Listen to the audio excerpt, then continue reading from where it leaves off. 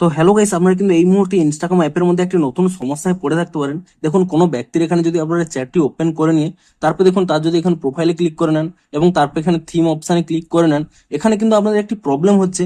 এখানে দেখুন থিমগুলো কিন্তু লোডিং হচ্ছে না। তো আপনাদেরও যদি এখানে এই থিমের লোডিং প্রবলেমটি হয়ে থাকে, তা আপনারা কি করে ফিক্স করবেন সেটাই জানাবো আজকের এই ভিডিওটিতে। তাই জন্য কিন্তু পুরো ভিডিওটি অবশ্যই দেখতে থাকুন। তো তার আগে ভিডিওটিকে অবশ্যই একটি লাইক করে দিন এবং এই চ্যানেলে যদি আজই নতুন এসে থাকেন, এখনই চ্যানেলটিকে সাবস্ক্রাইব করে রাখুন এরকম নতুন নতুন ভিডিও দেখার জন্য।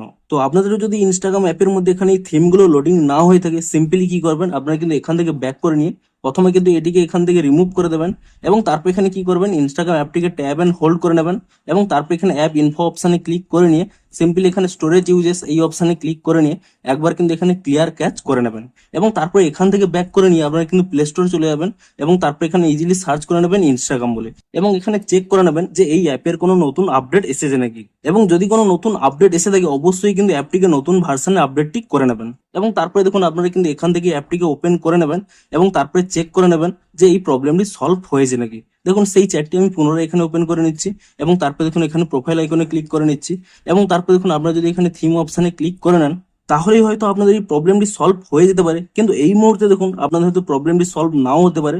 আপনাদের এখানে জানিয়ে দিই, এই মুহূর্তে কিন্তু ইনস্টাগ্রাম অ্যাপের মধ্যে একটি সার্ভার প্রবলেম চলছে। আপনাদের যদি আপডেট করার পরেও এখানে থিমগুলো না শো করে, সিম্পলি কি করবেন, 1 থেকে 2 ঘন্টা ওয়েট করে নিন। তাহলেই দেখবেন যখনই সার্ভার প্রবলেমটি ঠিক হয়ে যাবে, অটোমেটিক্যালি দেখবেন এই প্রবলেমটি কিন্তু সলভ হয়ে যাবে। তো ভিডিওটি যদি একটু হেল্পফুল বলে মনে হয় অবশ্যই একটি লাইক করে দিন। দেখা হচ্ছে আরো কোনো ইন্টারেস্টিং ভিডিওর সাথে। Thanks for watching.